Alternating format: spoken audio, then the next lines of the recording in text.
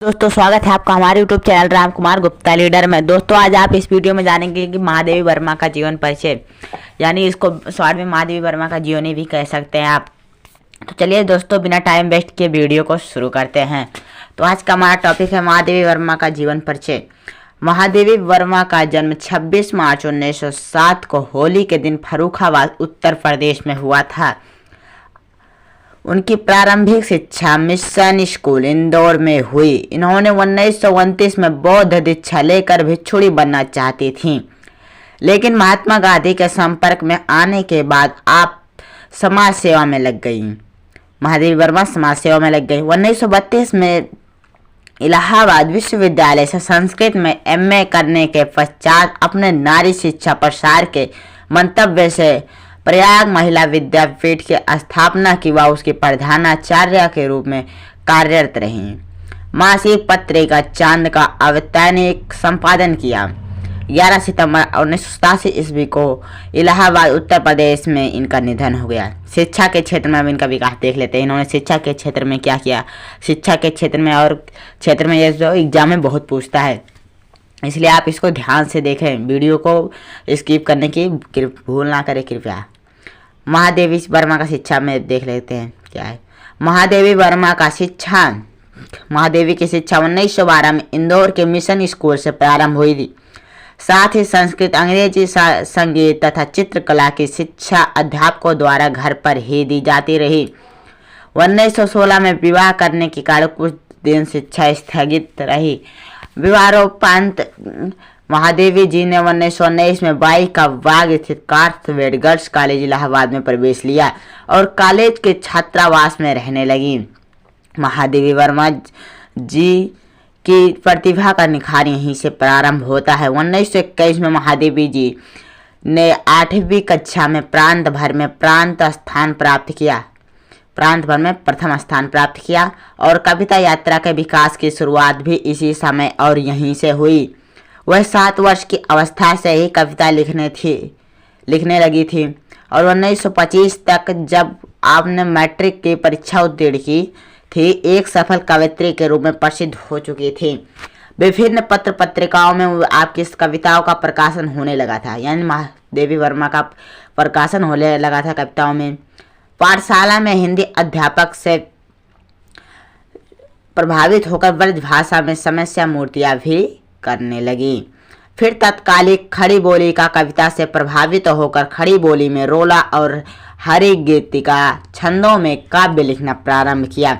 उसी समय माँ से सुनी एक करुण कथा को लेकर 100 छंदों में एक खंड काव्य भी लिख डाला। कुछ दिनों बाद उनकी रचनाएं तत्कालीन पत्र पत्रिकाओं में प्रकाशित होने लगी। विद्यार्थी जीवन में वे प्रायः राष्ट्रीय और सामाजिक जागृति संबंधी कविताएं लिखती रही, जो लेखिका के ही कथन अनुसार विद्यालय के वातावरण में ही खो जाने के लिए लिखी गई थी। उनकी समाप्ति के साथ ही कविता का शैशव ही समाप्त हो गया। अब यह वैवाहिक परिचय देख लीजिए। इनका वैवाहिक परिचय क्या है, ये भी बहुत एग्जाम में पूछता है, इसलिए इसको भी मिस ना करें थोड़ा सा। वैवाहिक परिचय यानी वैवाहिक जीवन। 9वां वर्ष पूरा होते ही सन 1916 में उनके बाबा श्री वाके बिहारी ने इनका विवाह बरेली के पास नवाबगंज कस्बे के निवासी श्री स्वरूप नारायण वर्मा से कर दिया। ये एग्जाम में बहुत पूछा जाता है कि इनका विवाह कहाँ हुआ और किससे हुआ है, तो आप इसको बहुत ही ध्यान से पढ़ लीजिए। इसको मैं इसलिए दोबारा पढ़ दे रहा हूँ। 9वां वर्ष पूरा होते सन 1916 में उनके बाबा श्री वाके बिहारी ने इनका विवाह बरेली के पास नवाबगंज कस्बे के निवासी श्री स्वरूप नारायण वर्मा से कर दिया, जो उस समय 10वीं कक्षा के विद्यार्थी थे। महादेवी वर्मा जी का विवाह उस उम्र में हुआ जब वो विवाह का मतलब ही नहीं समझती थी। उन्हीं के अनुसार दादा ने पुण्य लाभ से विवाह रच दिया। पिताजी विरोध नहीं कर सके। बारात आई तो बाहर भागकर हम सबके बीच खड़े होकर बारात देखने लगे। व्रत रखने को कहा गया तो मिठाई वाले कमरे में बैठकर खूब मिठाई खाई। रात को सोते समय नाइन ने गोद में लेकर फेरे दिलवाए होंगे, हमें कुछ ध्यान नहीं है। अतः प्रातः आँख खुली तो कपड़े में गांठ लगी देखी तो उसे खोलकर भाग गए। महादेवी वर्मा पति संबंध को स्वीकार न कर सकी। कारण आज ही यह रहस्य बना हुआ है। आलोचकों द्वारा विद्वानों ने अपने अपने ढंग से अनेक प्रकार की अटकलें लगाई हैं। अटकलें मतलब अनुमान लगाई हैं। गंगा प्रसाद पांडे के अनुसार ससुराल पहुंचकर वहां देवी वर्मा जी ने जो उत्पात मचाया उसे ससुराल वाले ही जानते थे। रोना बस रोना। नई बालिका बहू के स्वागत समारोह का उत्सव फीका पड़ गया और घर में एक आतंक छा गया। फलतः ससुर महोदय दूसरे ही दिन उन्हें वापस लौटा गए।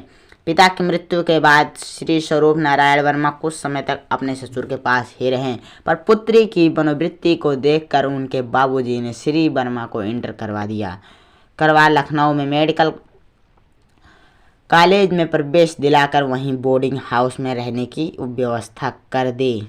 अब इनका साहित्य में स्थान देख लेते हैं, यहाँ भी बहुत पूछा जाता है।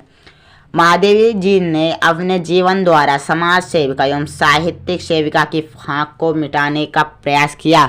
न केवल कविता में स्त्री का भावात्मक इतिहास लिखा, अपितु गद्य में विविध विविधताओं द्वारा गरीब, दलित, चर्चित नारी, बच्चों, विधवाओं का प्रमुख वर्ण विषय बनाकर नव जागरण का प्रयास किया। श्रृंखला की कणिया स्मृति की रेखाएं चांद का संपादन उनके विशिष्ट हैं। हिंदी साहित्य और भाषा के विकास में उनका योगदान अविस्मरणीय है। इनको देख लेंगे कि कौन सा सम्मान और कौन सा पुरस्कार मिला, ये भी बता देते थे। यह भी एग्जाम में बहुत पूछा जाता है कि यह पुरस्कार किसको मिला था। तो सम्मान और पुरस्कार। सन 1955 में महादेवी जी ने इलाहाबाद में साहित्यकार संसद की स्थापना की और पाई इला चंद्र जोशी के सहयोग से साहित्यकार का संपादन संभाला। यह इस संस्था का मुख्य पत्र था। स्वाधीनता प्राप्ति के बाद 1952 में वह उत्तर प्रदेश विधान परिषद की साहित्यिक सेवा के लिए पद्म भूषण की उपाधि और 1969 में विक्रम विश्वविद्यालय द्वारा इन्हें डिलीट की उपाधि से अलंकृत किया गया। इससे पूर्व महादेवी वर्मा जी को नीरजा के लिए 1934 में सेक्सरिया पुरस्कार, 1942 में स्मृति की रेखाओं के लिए द्विवेदी पदक प्राप्त हुए। 1943 में उन्हें मंगला प्रसाद पारितोषिक पुरस्कार भी दिया गया एवं उत्तर प्रदेश सरकार के भारत भारती से सम्मानित किया गया। यमन नामक काव्य संकलन के लिए उन्हें भारत का सर्वोच्च साहित्यिक सम्मान ज्ञानपीठ पुरस्कार प्राप्त किया गया। महादेवी वर्मा की मृत्यु, यह इनका लास्ट था। अब बता दें इनकी मृत्यु कैसे हुई। महादेवी वर्मा, आपने संपूर्ण जीवन प्रयाग विश्व इलाहाबाद में ही रहकर साहित्य की साधना की और आधुनिक काव्य जगत में आपका योगदान अविस्मरणीय रहेगा। आपके कार्य में उपस्थित विरह वेदना अपनी भावात्मक गहनता के लिए अमूल्य मानी जाती है और इन्हीं कारणों से आपको आधुनिक युग की मेरा भी कहा जाता था। भावुकता एवं करना आपके कार्य की पहचान है। 11 सितंबर 1987 को महादेवी वर्मा की मृत्यु हो गई। तो दोस्तों कैसा लगा वीडियो कमेंट बॉक्स में जरूर बताइए और वीडियो पसंद आए तो वीडियो को लाइक करें और चैनल को सब्सक्राइब करना ना भूलें। फिर मिलते हैं अगले वीडियो में, तब के लिए जय हिंद, वंदे मातरम।